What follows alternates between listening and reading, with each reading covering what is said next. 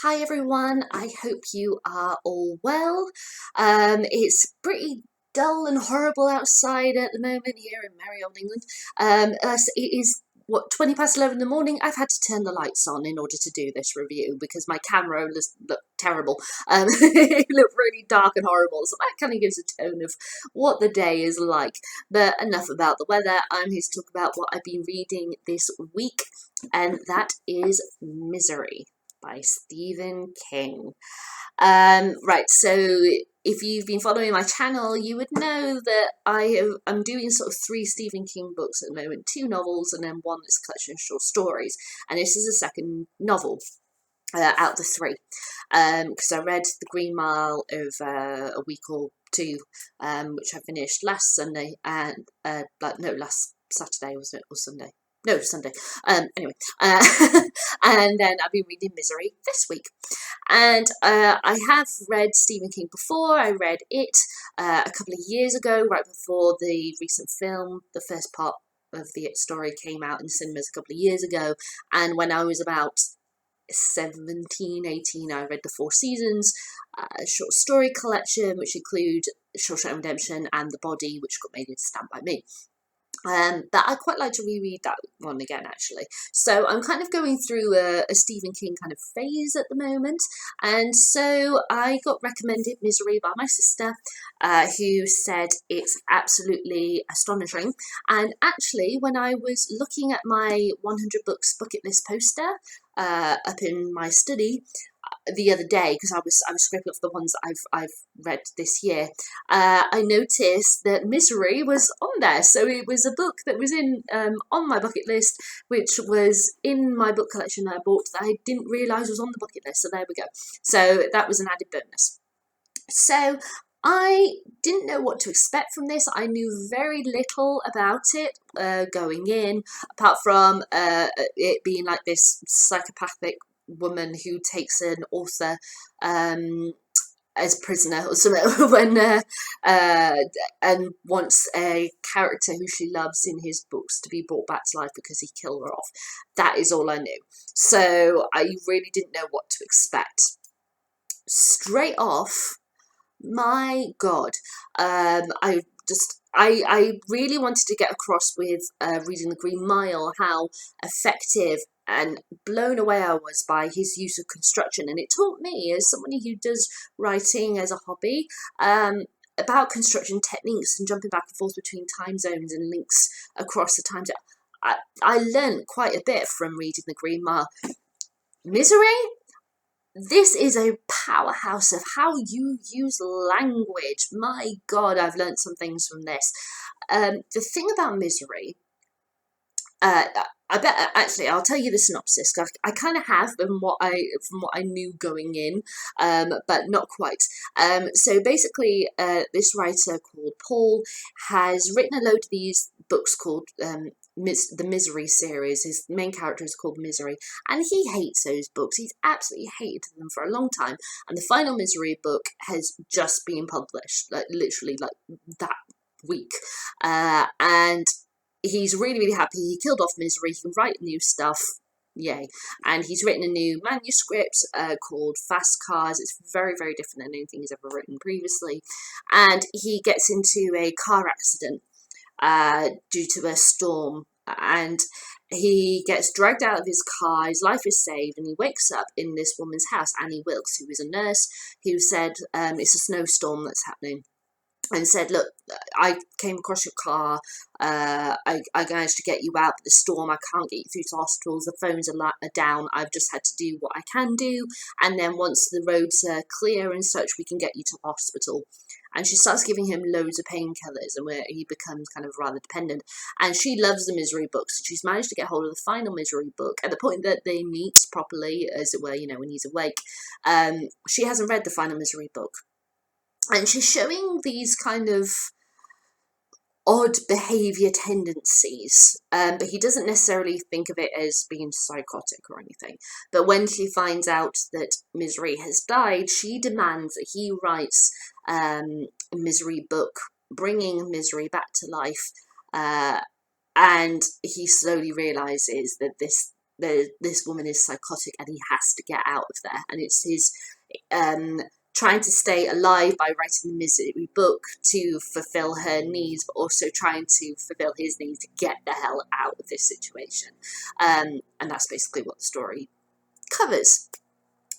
And it is an absolute powerhouse for language.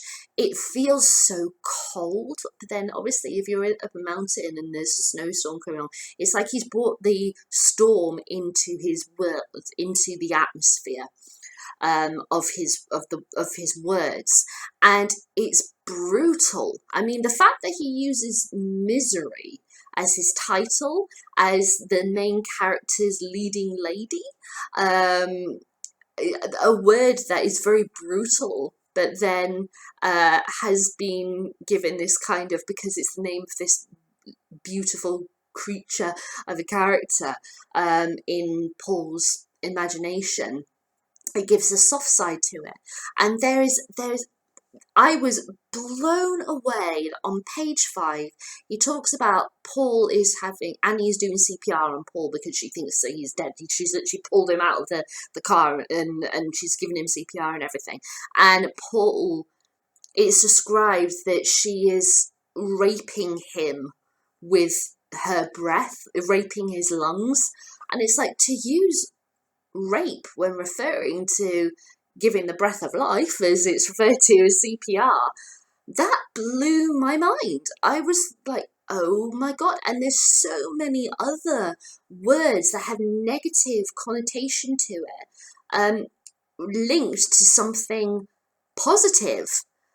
That technique, I never would have thought to use those kind of things before. So this book completely blew my mind, taught me a load of new ways for writing and such, and I loved how different it felt, because, right, as I said, I've read short story collection, which obviously, you know, it's got a mixture of stuff in it.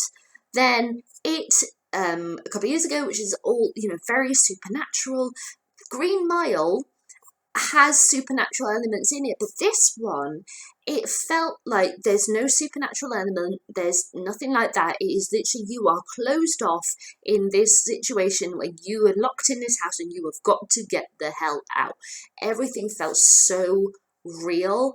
It was scarier and a lot more brutal in a sense because of that. And I loved, especially with this, that with Paul, the effects of the painkillers and such, he starts to develop an addiction, but also the fear of what is going on. It messes up his brain so much. He has serious psychological issues, and he describes it as a horse race, and each horse is one of his issues. So drug dependency, alcohol, psychological issues, possible PTSD, that kind of stuff. All of these horses are in a race and they're going for it, and it's kind of you're following, as it keeps on being referred to, you're following this horse race and which one's ahead of the other, what's going on. It was such a brilliant way of trying to get inside Paul's head and explain how he's feeling to an audience who obviously have never been through this situation.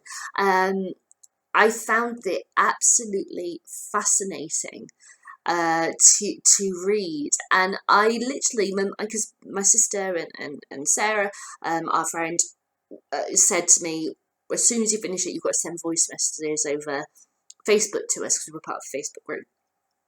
And I was literally sat here going, I don't know what to say. I am that taken aback by this book. I am floored by it. And I literally couldn't say how I felt. So that's why I decided to wait until today to film this review. I was so taken back by it. And I want to read a bit of it to you. Now, this is a moment after Annie's been very, very upset, and Annie has this thing where she jumps very quickly from tone to tone, from mood to mood. She clearly has kind of like a schizophrenia, or some kind of medical psychological disorder, kind of like schizophrenia, but I don't know what that would be specifically off the top of my head. And she has, yes, so she's found out that Misery has died, and she has just asked Paul if he would write the next book for her, called, and she's already figured out the title, called Misery Returns, and this is the aftermath of her saying, bring her back. Okay. Misery's return. He felt nothing at all. He supposed a man who had just cut his hand off in a power saw might feel this same species of nothing as he stood regarding his spouting wrist with dull surprise. Yes! Her face shone like a searchlight. Her powerful hands were clasped between her breasts. It will be a book just for me, Paul. My payment for nursing you back to health, the one and only copy of the newest Misery book. I'll have something no one else in the world has, no matter how much they might want it. Think of it! Annie, Misery is dead. But already, incredibly, he was thinking, I could bring her back. The thought filled him with a tired revulsion, but no real surprise. After all, a man who could drink from a floor bucket should be capable of little direct writing. Just to explain that, I forgot to say, Annie at one point, she gives him pills, but he has to drink from a floor bucket that's full of dirty water from when she had to clean up some soup that she spilled and blamed him on it. So, yeah, so those tendencies, that we've already seen. Yeah, so I'll carry on reading now. No, she's not, Annie replied dreamily. Even when I was so mad at you, I knew she wasn't really dead. I knew you couldn't really kill her because you're good. Am I? He said, and looked at the typewriter. It grinned at him. We're going to find out just how good you are, old buddy, it whispered. Yes! Annie, I don't know if I can sit in that wheelchair. The last time it hurt you, and you bet it did, and it will hurt next time too. Maybe even a little more, but there will come a day, and it won't be long either, although it may seem longer to you than it really is, when it hurts a little less, and a little less, and a little less. Annie, will you tell me one thing? Of course, dear. If I write this story for you, novel, a nice big one, just like all the others, maybe even bigger. He closed his eyes for a moment, then opened them. Okay, if I write this novel for you, will you let me go when it's done? For a moment, unease slipped cloudily across her face, and then she looked at him carefully, studiously. You speak as though I was keeping you prisoner, Paul. He said nothing, only looked at her. I think that by the time you finish, you should be up to the strain of meeting people again, she said. Is that what you want to hear? That's what I wanted to hear, yes. Well, honestly, I knew writers were supposed to have big egos, but I guess I didn't understand that meant ingratitude too. He went on looking at her, and after a moment she looked away, impatient and a little flustered. At last he said, I'll need all the Misery books if you've got them, because I don't have my concordance. Of course I have them, she said. Then, what's a concordance? It's a loose leaf binder where I have all my Misery stuff, he said. Characters and places, mostly, but cross-indexed 3 or 4 different ways. Timelines, historical stuff. He saw that she was barely listening. This was the second time she'd showed him not the slightest interest in a trick of a trade that would have had a class of would-be writers spellbound. The reason, he thought, was simplicity itself. Annie Wilkes was the perfect audience, a woman who loved stories without having the slightest interest in the mechanics of making them. She was the embodiment of that Victorian archetype, constant reader. She did not want to hear about his concordance or indices because, to her, Misery and the characters surrounding her were perfectly real. Indices meant nothing to her. If he had spoken of a village census in Little Dunthorpe, she might have shown some interest. I'll make sure you get the books. They're a little dog-eared, but that's a sign a book has been well read and well loved, isn't it? Yes, he said. No need to lie this time. Yes, it is. So in that scene, as you can see, Annie kind of has this kind of dreary world that she's living in, but she can very quickly snap and change and think. And she's so... You're so uncertain as to what she's going to say, what she's going to feel, and she'll be saying something perfectly normal, and then she's suddenly shouting. And as I said, with the bucket, at one point she gets flustered, and she throws this bowl of soup across the room and has to clean it up with this dirty water, and says that it's his fault, and then makes him drink it in order to take painkillers. She has these weird episodes, but then the moment that she finds out that Misery has died, there's an extra chill to the air. There's an extra chill to the tone of his writing, and as it goes on and on and on, I just find myself just sat open mouthed, like, oh my god. And I have been reading it throughout the week, but pretty much I've read the bulk of it in probably 1 to 2 days, I would say, because I've only done a little bit of reading between Monday and Thursday, and then it was Friday, Saturday that I read. So probably the majority of it over 2 days, I would say, and I was so blown away by it. I would say, though, just as a word of warning, it's probably the most brutal of Stephen's books. But again, I would reiterate also that I think maybe you feel it more because it's so real, that this is actually something that could happen, rather than, the brutality of it. And you can go, oh yes, but it's supernatural. You got the supernatural element of your back of your brain going, yeah, but it's not, it's not properly real. Whereas this feels chillingly real. It gets you in your core, and I have to say, I was really genuinely happy with the way that Stephen finished this book, because I've not really been happy with the way that he's finished his books previously. And yeah, I loved the fact the psychological impact of what has happened is still being felt by various characters, down the line past certain events happening. I love that the mind takes a very, very long time to recover from such horrific events happening to somebody. And he didn't do what the film does, which is what I'm going to talk about in a minute, where it's kind of, oh, I'm fine now. It's all good now. Let's have smiles on our face. No, that's not life. That is not life. And I love that Stephen did that with this book, that he went, right, you want life? This is life. This is what the aftermath of terrible things does to people. This is what PTSD is. I really love and respect Stephen for having done that. So yes, would I read this again? Oh my god, yes, I will.